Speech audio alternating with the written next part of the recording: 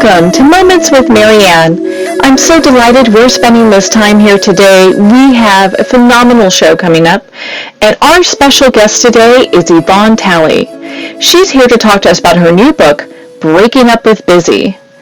Now, Yvonne was a healthy lifestyle coach for nearly 20 years, and she's a co-founder of Poised Inc., which, among other things, offers Pilates training to cancer survivors through Stanford University Cancer Center. And she's founder of Sisterhood of the Traveling Scarves, a charity that provides headscarves to cancer patients. So let's welcome to the show, Yvonne.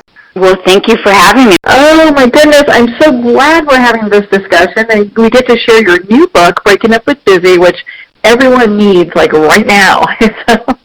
That is so true. So many of us are overscheduled and too busy. So I've seen this in my practice and in my own life, as a matter of fact. Well, Gina, why don't we start with, how did you even discover this path for you? Because, I mean, you're on this specialized path. You're an expert at what you do. How did you even get started down this path? Well, I began in health and wellness years ago, and it was something that I was always very interested in. If I went way back to the very beginning of it as a young flight attendant in my early 20s, just barely 20 as a matter of fact, and in those days we had to really keep a certain weight and a certain look about us. And what happened was I gained quite a bit of weight. They put me on what was called Weight Check, and that started me exercising. So then I became really interested in exercise and how it could enhance one's life, and then I became really interested in food and what that could do. In fact, so much so that I went ahead on to go into cooking professionally as a chef, and went to the Culinary Academy in San Francisco, and went to Europe and cooked and came back, and married those two, fitness and food, together from a very healthy, organic standpoint. I wanted it to be delicious, I wanted it to be vibrant, and I wanted to be able to help people using both of them. And that, in turn, led me to the attitude piece of what I call the triad of living well, if you will, fitness, food, and attitude. And the attitude piece is what I just became fascinated with. And because I discovered that if I could get behind what people were thinking, that was really what was going to make a difference in somebody's life.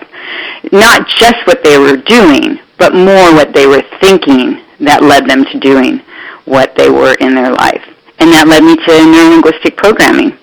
So it was a combination of all those three that brought me to the work today.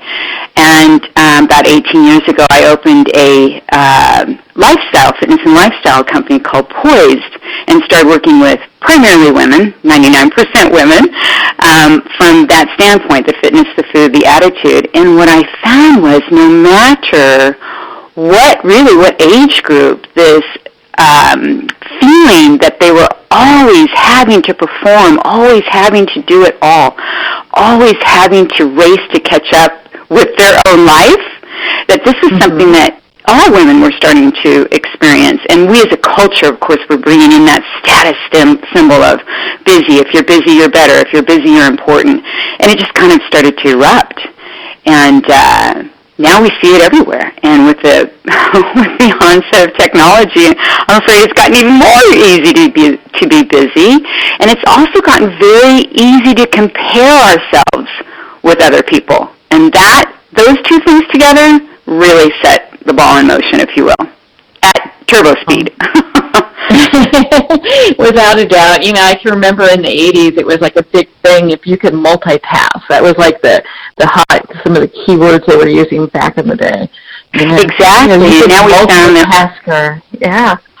Yeah, we found that multitasking, of course, tricks the brain, confuses the brain, and we actually don't get anywhere near done what we think we're getting done, and we don't do it as well, which means we have to go back and fix whatever it was that we might have missed or that might be, not suitable for our goals. So, yeah, in the 80s it was all about multitasking. That was our secret, our secret sauce to being busy without looking like we're busy. So, yeah, it's really come full circle, and it's really entrenched itself, it being busy, into our culture on a daily basis. And it doesn't have anything to do with, affluence or having or have not. It's the idea that women particularly, and I get asked this a lot, well, you don't include men. Well, men are busy too. They're just not as busy as women. And a lot of that has to do with the fact that we make 80 cents on the dollar to their dollar, so we have to work more. And we are doing the lion's share of raising our children, which means, two-thirds of working women outside of the home have school-age children.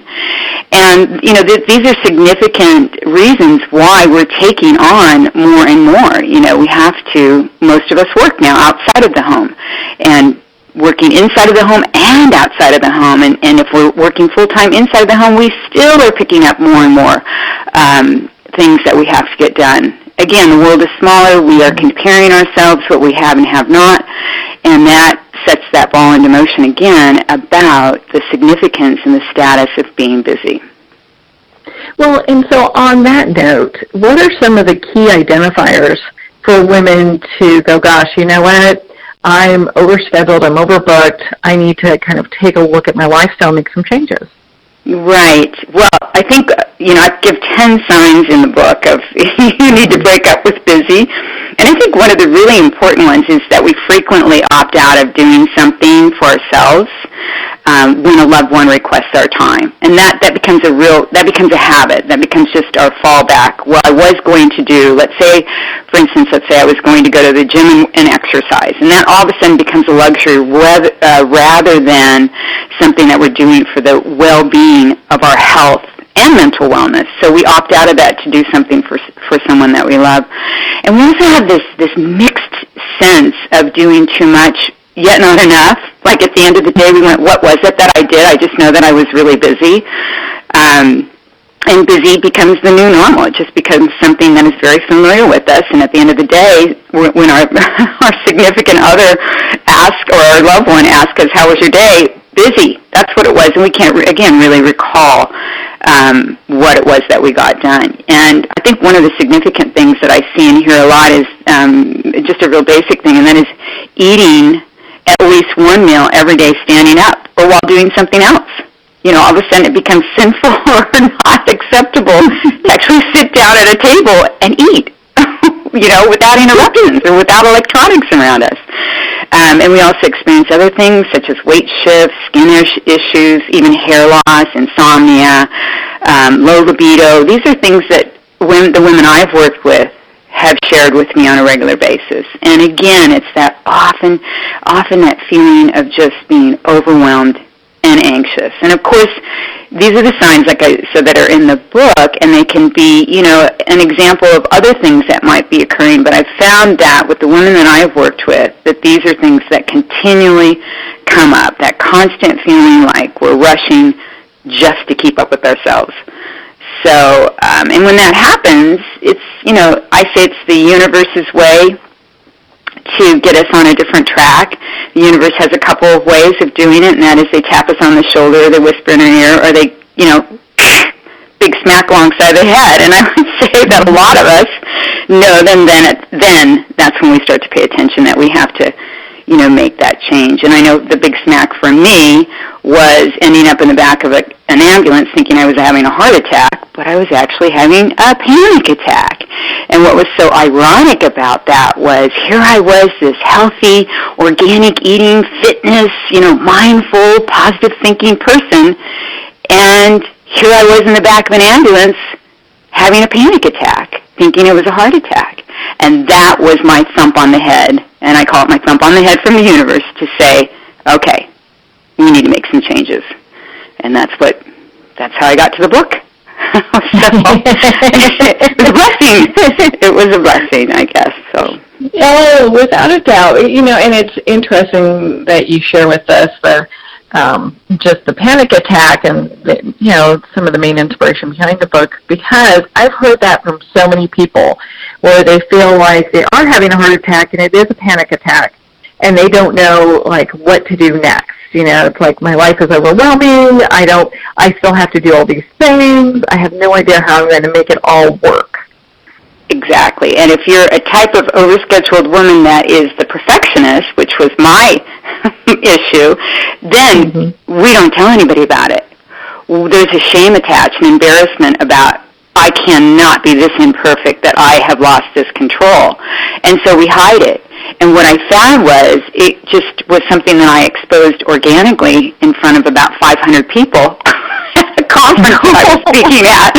And it was such a release, when you bring things out into the light, they disinfect themselves, if you will. They become clean again, so to speak.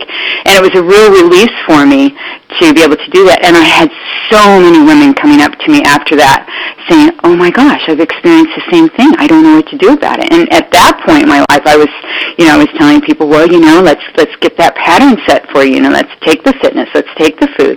Let's do the mindfulness. Let's start meditating. And I just started really small with those simple things. And then the mindfulness and the meditation and the spirituality really took on its own life, and that is where I am now. That's really the main work that I do at this point. But you're right, it is something that we're all affected by, some more than others. And the millennials, let's not forget the millennials, they report often these feelings of anxiousness that they're just not going to get it done. They're not showing up, they're not performing, they're not doing as much as they think they should be. So, and in the book I talk about this as women, we set an example. If we're mothers, we teach our kids how to be busy, and that becomes acceptable. It affects our relationships, the intimacy, the emotional intimacy that we have with our partners and our significant others, because if we're so busy, how can we really be genuinely connected and mindful and conscious of the experience that we're having with that person? And it also impacts our relationship with the women in our lives that are older, that we are not connecting with as much anymore. So it trickles out and flows through all relationships.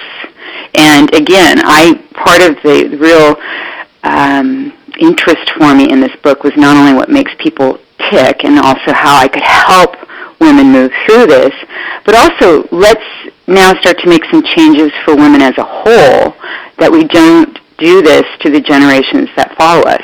Let's start changing the paradigm of how we're going to model what it is that we're doing.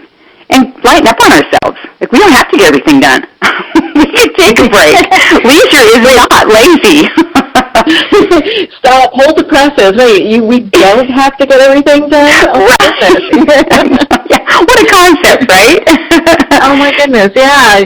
And that whole just take a break. I mean, even myself, I've been guilty of this, where it's I'm too busy to work out, or I'm too busy to do this. And, some of the basic things that we need to maintain ourselves. Mm-hmm. Well, I find, I'm glad, Marion, that you brought up the working out, because I think that's a big part of certainly what I hear wherever I'm going, wherever I'm traveling, is how do you find time to exercise? Well, how do you just find time to cook? And that's a basic thing that we have to do every day. And again, it goes back to giving ourselves permission, which again perhaps may sound as though, so now we've got to give ourselves permission. Yes, we do. we have to collectively band together and say that personal time is important. I mean, even, if we can go back generations, even when perhaps our grandparents might have been farmers and worked the land, there was still time in the evening where people came together, and they connected. And we have lost that so much. So we go into the day busy, we end the day busy, we even sleep busy. How many times have you woken up in the middle of the night and gone through the list of things that you're supposed to be doing in your sleep? So it becomes, as I said, the new normal. It just becomes something that we do all the time. And, I'll never forget Gloria Steinem saying, you can have it all. You can't have all if you have to do all. So that's one of the things we have to remember, is that if we want it all, whatever that all might be for each of us, we have to have some help getting there. It doesn't mean that we can't do all of the time and still be happy, productive, healthy partners, parents, friends, sisters, however we define ourselves. So that was really the importance of the book. And people who are type A personalities, they're a little bit of control, have that control thing going on. Having someone help you sometimes can be a really tough thing to do because you're like, I don't know if they're going to do it right. I don't know if I'm going to be able to trust them to get this stuff done. Right. So giving up that control is huge. Huge. It's really, really important. In the book, I talk about the overscheduled woman and some of the types, and one of them, the perfectionist, and I would say the alpha. That's one of the things that's really, really hard to give up. And why is that? Why is it hard for us to give up control? Well, we have to be vulnerable. And what does that mean? That means we don't know we can't control the outcome. We don't know what to expect. And when we don't know what to expect, that can lead to feeling very anxious. So unwrapping that and taking, as I say, the whole book is about taking one step at a time. I mean, you can open any page and breaking up and find one little nugget, if you will, and use that. And I really encourage women to use the book in that way. Instead of this whole big change that we're going to make. There's nothing more overwhelming. I'm already overscheduled. Now you want me to make all these changes? No. One thing at a time. So giving up that control, maybe that's the focus. What does that mean for me? What's going to change for me if I give up the control? And it's also about the emotions that we have attached to that outcome. If we're really attaching our own emotions to the outcome, it becomes, we can't let go of that outcome. We can't trust the process because it's just, we are emotionally attached to what may happen. So really clearing up what emotions we have attached to the outcome helps us to get to a place where we can let go a little bit. And I say, and I always tell my clients, let's start with something that that you're going to be okay with. And let's do it with somebody that is in what I call your inner circle, somebody that you can trust, that you see on a regular basis, that you love, that you have a very established, consistent relationship with, and say, hey, I need help with such and such. And as women, I think just asking for help is difficult because we are used to doing so much and doing it all and getting it done. But if we can just take that small step and let go a little bit in something small, that will help us to start to build, if you will, that mind muscle to move to bigger things that might be more important. I mean, really great leaders delegate, right? So if we can learn to delegate without putting a label on it like, well, I should be able to get this done, so I will get it done, if we can let go of that a little bit, then we can start to move in that direction of, okay, well, it doesn't have to be perfect. It just has to be good enough for right now. And to a perfectionist,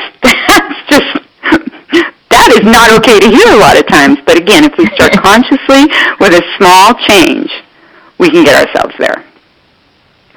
And then that way, the perfectionists that are walking around out there are not all breathing in paper bags trying to figure out how they're going to do it. Exactly. And by the way, they're using a new paper bag every single time so it doesn't look wrinkled. That's the perfectionist. Yes. That's the difference in the perfectionist, right? So it's really this idea that we have to kind of perform and show up continually in a many times, oftentimes, unrealistic way. And what does that do to us? I mean, it just depletes us, really. Yeah. Well, and you mentioned earlier, like, the difference is a little bit between, like, the millennials and, like, other generations. Is there a big difference between the stress that they feel that they're under, or are they, like, the most stressed generation? I've heard some different reports on that. Right. So most of the clients that I work with are between the ages of, I would say, 40 and 60. That's really the kind of the sweet spot for me. So a lot of the women that I work with are within that age. That doesn't mean to say I don't work with women that are younger or older. But the interesting thing about your question is that stress is stress, and how it's reported, and that's the difference. So millennials they have a feeling that they can't catch up. They have a feeling, which is what we also feel, which is that group also feels, that they can't catch up, they can't keep up with their lives. Where the millennials see this big picture in front of them, like, how am I ever going to create my life? Those in the 40s and 60s and beyond turn around and say, what did I create in my life? And all of it creates this anxiousness, and all of it creates this kind of thunder and flurry of activity to get stuff done. So and then that anxiousness is something that's really reported now with millennials so much more. We didn't talk about anxiousness when we were in our 40s or 30s or 20s, it just wasn't, a lot of us didn't even have a definition for it, but now it's very much talked about. It's come out of the shadows, and this is what a lot of millennials are reporting, that I feel anxious because I don't know if I can get it all done. How am I going to find a job? How am I going to pay off my student loans? That's a really big one, too, for their education. So these are, those are the things in their lives that they're looking at, that they're feeling anxious about, and that they're feeling worried about. Where you take someone who might be in their 30s and 40s, that they're building a career, that they're perhaps building a family, and they're also feeling, am I going to get done what I set out to do? Am I at the place that I thought I would be? Again, stressed out, anxious, tired, multitasking our way through things that aren't getting done, and it leads to, as I said earlier, a lot of different negative effects, such as health considerations and relationship difficulties, and we have to back off of that a little bit and try to be a good parent, not the best parent, be a loving partner, not the perfect partner, be an excellent professional that's striving to be successful in our career, but not be the top dog that's always getting things done every single time. A lot of competition, because we see it more. It is. Now, is that different? I know we've talked about some of the ages. Does it differ in regards to different races as well, or genders? Well, I don't have a lot of statistics on that. However, the difference is that women, because that's what I really deal with, women have the sense that they should be doing it all and getting it all done, where men have a tendency to delegate more, ask for assistance, and have no problem going to the gym, have no problem getting to the golf course. And that's a big generalization that I'm making, obviously, because there's the same story on either side of the coin for men and women. But generally speaking, they manage their time differently than we do. And I read a recent report that they take something like 2 extra hours of leisure a week, where we don't give ourselves permission to. I know. Good for them. Good for them. They can say, well, hand them the kids or the grocery list or the mechanics of something as they're walking out the door. And I don't want it to be kind of this sexist thing or an exclusion thing at all. It's really about each, the genders helping one another, if you will, being partnership in this. And men will learn a lot by recognizing that this is not a complaint. This is not a it is somewhat of a dissatisfying feeling not to have any assistance or to feel like you're constantly trying to keep up, but that we can all learn from one another. We can learn from men that it is absolutely okay to spend time with friends and take leisure time, and it's not something that needs to be frowned upon. And I think as women as a group, we need to give ourselves permission to do that. I want to start this group called the LOLs, Ladies of Leisure, because I think it's so important to take a day during the week or a moment during the day or sometime during the month to come together with your friends where you don't have an agenda, where it's just a time to be with one another and fill one another up. It's leisure. It's important that we have that in our lives. It's healing. It's a way to improve our health and our mental wellness. So. Oh, there's definitely something we can learn there. If men have no problem delegating in general, have no problem delegating and taking a little extra time, that really shows us that there's something that we can learn from doing that. And by letting go and being okay with the outcome, we'll be able to have that flexibility that we're really desiring. Yes, and I think also we have to remember that men, traditionally have had more, quote, experience with that as well, if we look at how our country has been built and how cultures are built. So, and it's worked really well for a long time, and now we're seeing that it doesn't work well. We need to have equality in all areas, and we need to have an acceptance in all areas that lessening the load, sharing the load is important for all of us. And, again, in the book, I give a lot of solutions, practical, mindful solutions, and ways to keep yourself out of the busy race And it's a real kind of a map for doing that, one step at a time. But as I said, there's this underlying ethos that women said they can have it all, so they'll get it all, and then all of a sudden we forgot the most important part, and that was, oh, by the way, I'm not sure I want all that after all. And if I am going to have it, I'm going to need some help, and I'm going to have to ask for that. And there's nothing wrong with that. And I think we have to get rid of the idea that when we ask for help, it doesn't mean we're weak. It actually means that we're going to be stronger because of it. Vulnerability is a very strong way to allow ourselves to grow and expand and to connect. So it's uncomfortable, especially if you're not comfortable with asking. So it's something I would say, if something is uncomfortable, move towards it. Of course, there's a caveat to that as long as you're safe.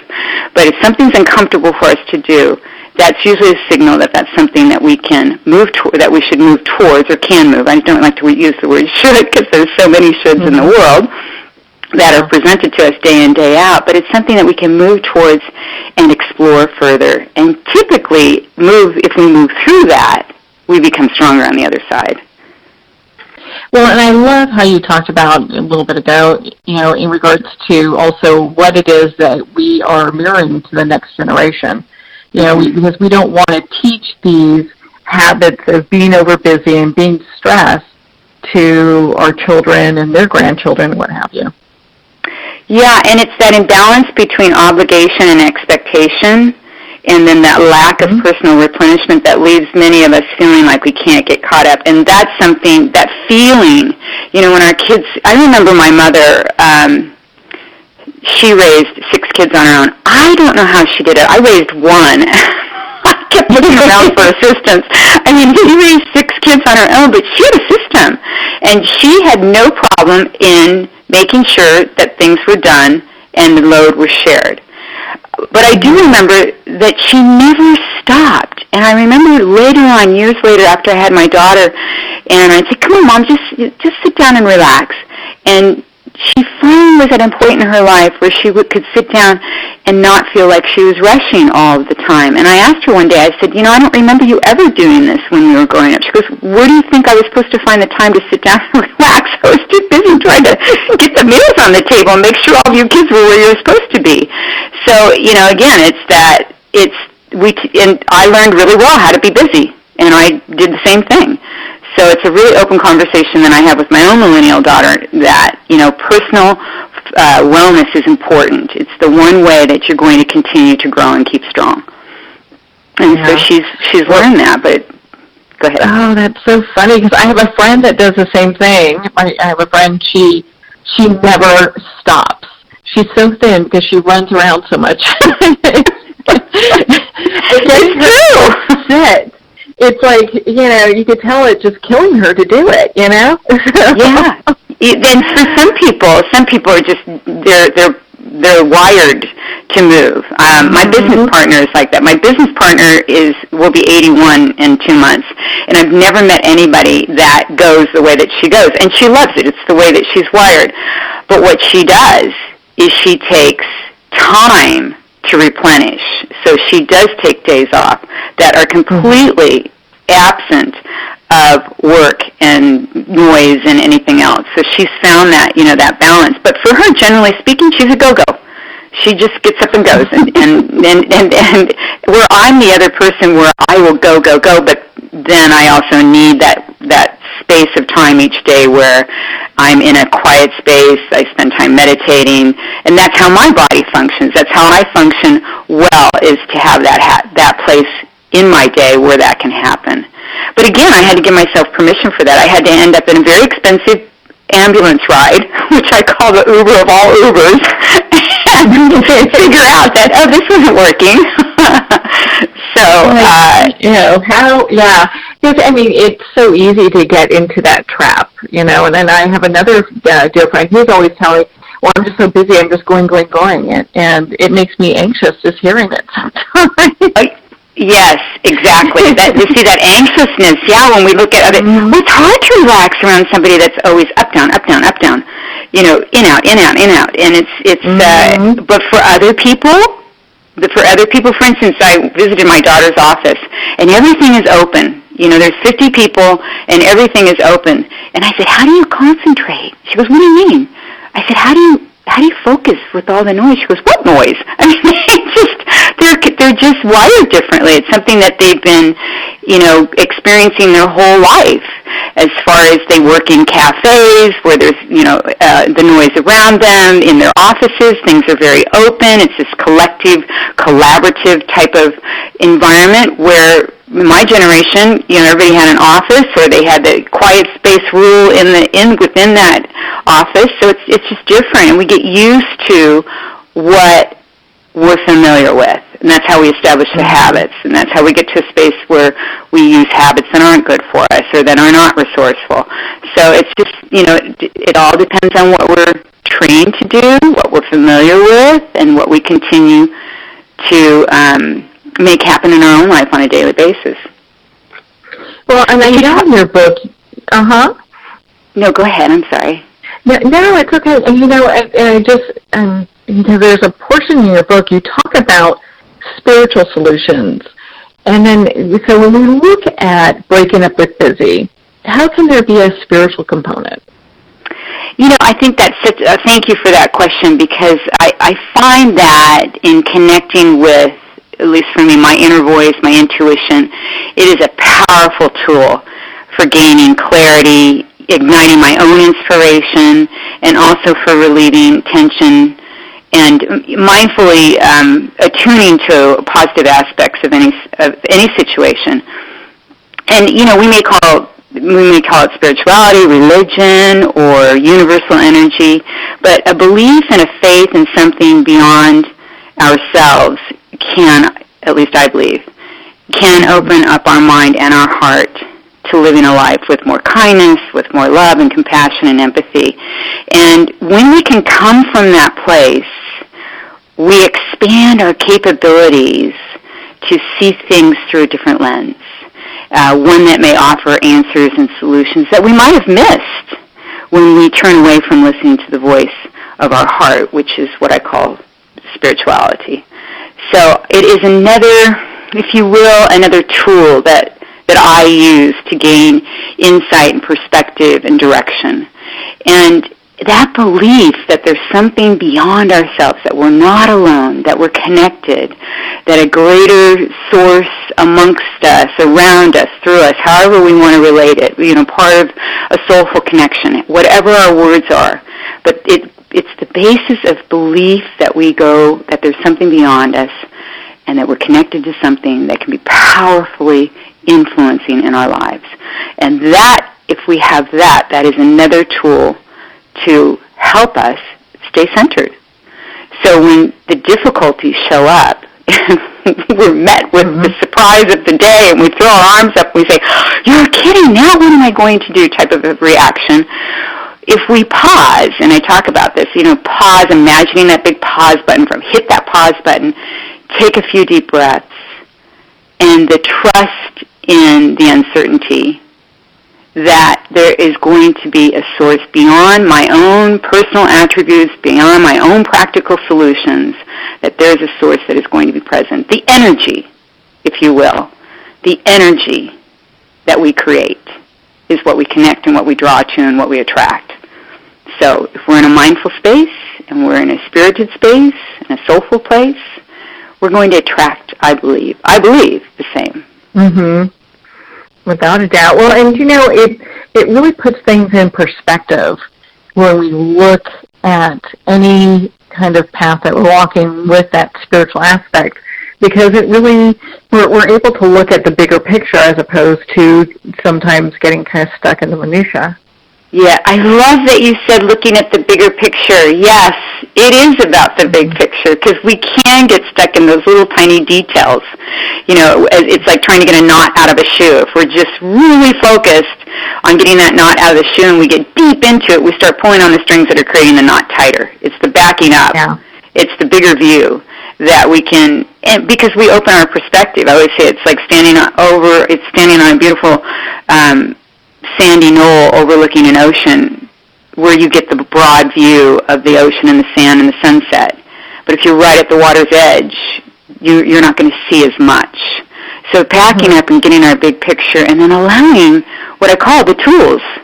The tools, the practical solutions, the mindful path, the spirited or spiritual path or solutions. All of those work together really well. And I'm all about any tools that I can get that are organic and can produce resourceful outcomes and goals and desires and making a vibrant lifestyle. I am open to that, and I will try that, because I think it's, we have so much within us that we have only tapped. And if we're open, as you said, to the spiritual aspect of it, that's another strength, another source that we can be connected with. And I don't know about you, but in difficult times, in difficult loss, in times of feeling fearful or alone, if we have that spiritual connection or that belief or that source connection, we know it's going to be okay. And that, think about what that does to us on a human level. It changes our whole brain chemistry, reduces our cortisol, increases our dopamine. We can think more clearly. Our prefrontal cortex says, oh, okay, I can start to now look for solutions. I can start to creatively think. But when we're fearful and afraid and we don't feel as though there's any solutions or any help out there, so to speak, we get anxious. We feel stressful. We feel isolated. And what does that do to us? What does that do to us on a health level and a mindful level? So it just, all aspects connect, so to speak. The human quality, the spiritual quality, the earth elements, all of those, I believe, connect in creating what I call a vibrant life. And I think it's energy, and it expands out and around us, and we connect with other energy the same, and we're able to share that. And that's when we teach our younger generations how to do that, and that's how we connect deeper with our older generations as well, and with one another. Which is exactly what we want to be doing, is connecting more with people instead of these devices, Yes, I have this thing I call the the elevator challenge. Have you ever noticed when you get into an elevator, everybody looks down and becomes quiet, and now everybody looks down at their phone? So I decided that every time I get in an elevator, I'm going to speak to the person in the elevator, especially if it's just one other person. And I always look at them now and I say, how's your day going? And I mean it genuinely, too. It's not just a kind of a test type of thing. And instead of saying, how are you, or what are you up to, how's your day going? And I love the reaction. The door opens, and we're both happier, because the reaction is typically surprise. Never have I had anybody look at me as though to say, don't bug me. It's always surprise, and there's an answer, and then there's a short exchange, there's a smile, the door opens, and there's a lifted feeling of lightness, so to speak. That's one little tiny thing that we can do to connect. And we feel better. It's like helping somebody, By far. And, it's interesting when we make these personal connections. We never know, when people are so attached to their devices and their phones, we never know if people are actually making connections throughout their day. That might be the only connection they make. Yes, and now that's what's interesting about the millennials, is that's how they do connect, is in that space, that little 3-inch space. And so when we say, I'm taking the phones away from my kids, or I'm closing down their computer, that's cutting their life off, so to speak. That would have been like when I was a teenager, if my mother said, you're grounded and don't even think about taking the car.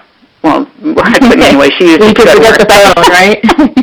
And your whole life stops. So this is how they connect. And, there's positives and negatives too. I'm actually doing some research on that now, because I find it so fascinating. Is all social media bad? I don't think so. I do think it's going to be like anything, though, that we have to have a balance between the two. I know that running my own business for the last 18 years, the one thing that sets us apart is our ability to connect with the client. It's a customer service relationship, rather than just having everything automated online. That's what works well for our business.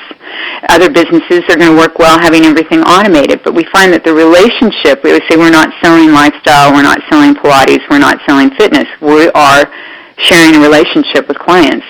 And we found it to be very successful for us. Other businesses may not. What I have found when I interview, not all, but frequently, millennials, is the inability to connect on that eye-to-eye personal level. So as parents and teachers and educators, it's really important that we share that life skill with them, that we teach them that life skill, because it's not all social media and it's not all personal connection. It's a balance of the two, because we're not going to get rid of social media or electronics. They're here to stay. They'll be here long after we're gone. Without a doubt. and a lot of us, I mean, they're great tools when we use them as tools. Yeah, but when it takes over our life, then we need to kind of reconsider what's going on.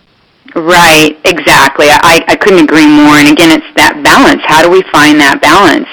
And how do we create kind of the boundaries? You know, because boundaries aren't designed to keep people out. They're designed to protect our space and so that we can flourish and we can be healthy and grow. So how do we develop those good boundaries for ourselves, for the people that we share our lives with, so that we can become, as I said earlier, better, stronger people? And I mean stronger as far as emotionally, mentally, spiritually, you know, working from a place of kindness and compassion rather than, you know, having the defense mechanisms always up. So, yeah, it's finding that balance, and I think it's extremely challenging in today's culture to, well, for example, when you go out to a restaurant, you see two people. 9 times out of 10, they're going to have the devices on the table, and they're going to be connecting with that big, you know, kind of shadow in front of each of them, and that's their electronics. That's what they know. That's how they connect, and that's a way of being. I'm not saying it's wrong. What I'm saying is that let's find a balance to that. We have to have some time that we come in and we connect organically without the devices, so to speak. And I'm not sure how we can do that for anybody except ourselves. Well, and one little tip I use with my friends and I do this, that, you know, we kind of put our phones stacked up, and whoever picks up their phone first buys dinner for the entire table. I love that. That is a great little solution. I love that. Well, we have a policy in our business, in our studio, that if somebody's phone goes off, they have to put $1 in a dollar bucket. Of course, we've never had a dollar bucket. We always give the $1 back. But it's the idea that they'll have to put $1 in the dollar bucket. And it gets them into the mindset where, okay, that's right, I get to turn off my phone. So in the beginning it was, I have to turn off my phone. Now they come in and I get to turn off my phone. So it's again, it's a bit of a balancing act, I think, when we're used to having something always present all of the time. Yeah. Well, and, you know, we talked about the spiritual aspect. I kind of want to touch on this just a little bit more. And what's interesting, a lot of times people, when they start getting into mindfulness practice, they think that it has to do with religion in any sense of the word. It's just a practice for their mind to kind of control what it is that they are focusing on. Mm-hmm. Yeah, mindfulness is just, you know, mindfulness and spirituality kind of, in my belief, go hand in hand. Mm-hmm. So mindfulness is the conscious, present position of being in a present of your surroundings, your bodily functions, any sensations. It's being in that moment. And spirituality, I think, goes very, very much hand in hand with that, because when you are in that place of being in the moment, that's when you can really, as I say, not only listen to your heart, but to open up to what your spiritual connection is, what it means to you in your life. And it's it's very individual for each person. And again, it's having that mindset that there's help out there, that you're not alone, that there's a greater source that can guide you.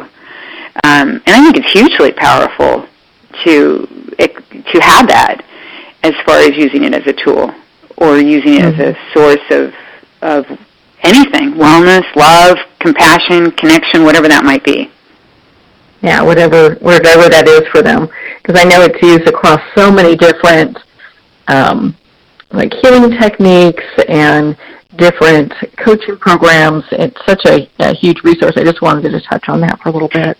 Yes, and in fact, it was really interesting when I started doing corporate meditation, where I go into corporations and businesses, and I work with the staff, even the executive groups, all across no matter what position they're in. And when I first started doing it, I was very careful not to be too spiritual, just to be mindfully stress-reducing based, mindfully based meditation. That was it. And I was very focused on not going anywhere in the spiritual realm, and it became really difficult for me because it didn't feel right for me, and I felt like I was keeping from them what they could experience even more in a deeper meditation. And now, fast forward several years later, I don't worry about that. I present it slowly. I let them grow into it. And if they find that it's not something that they can connect with or that works for them, then they don't end up coming back. But what I've found is that the groups continue to grow. And I believe that it's because after, asking them, why do you come, what is it about that, or them telling me why they're there, it's that they're able to quiet the external noise, come from within, and begin to trust their own inner voice, their intuition, their what they call their center, rather than all the doing of what is going on outside of them. So they begin to use it as a real place to find a sense of balance, if you will. And now I just go for broke. We go way into it. I mean, it's okay. And I talk about energy, and I talk about how that is connected and how you can create it, and yeah, it's very powerful. Oh, and it really makes a difference in your everyday life when you have that practice going on. Well, I think I have time for one more question here. What do you hope the readers take away from Breaking Up with Busy? I hope that the readers discover a clear path to living the life they desire. It's not out of reach. And I hope that they take away the practical solutions for making the daily shifts, because those are important. And I hope that they learn to connect and listen to their spiritual voice. I want them to feel confident and to know that they can transform their needs and their wants into their own reality.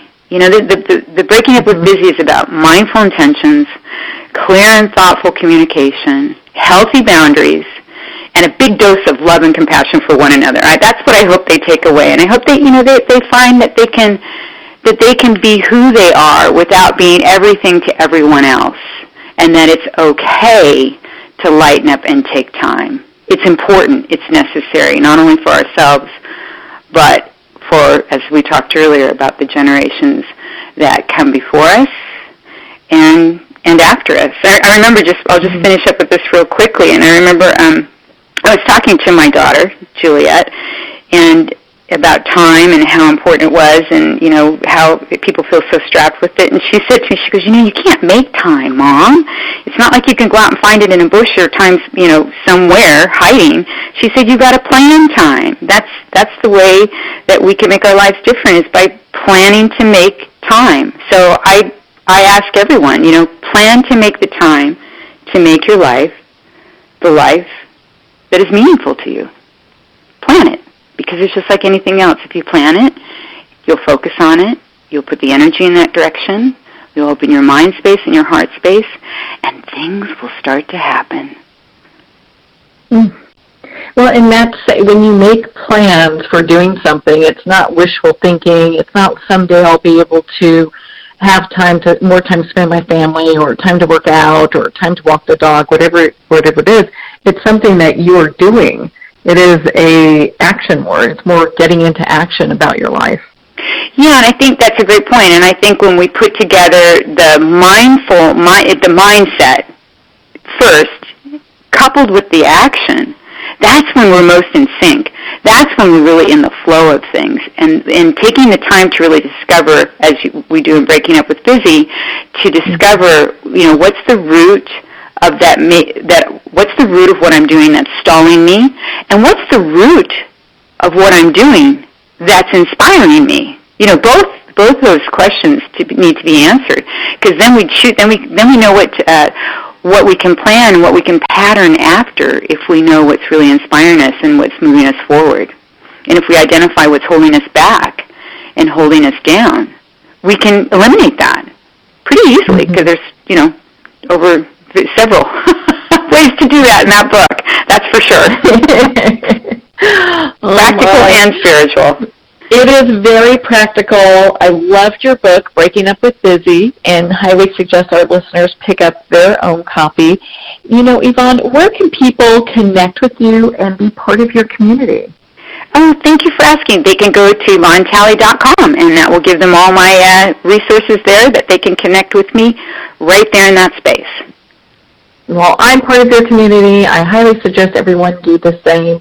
Yvonne, thank you so much for taking the time to be on the show with us here today. Thank you so much. I really enjoyed it. Thank you. It was my pleasure. Thank you. We're at the end of our time today. I would like to thank everyone for tuning in. You've been listening to Moments with Marianne. And remember, make every moment count.